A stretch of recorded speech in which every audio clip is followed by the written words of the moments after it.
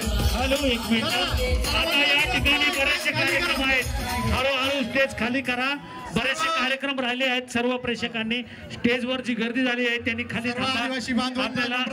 उत्कृष्ट असे कार्यक्रम शिल्लक आहेत आपण या ठिकाणी ते कार्यक्रम पहा धन्यवाद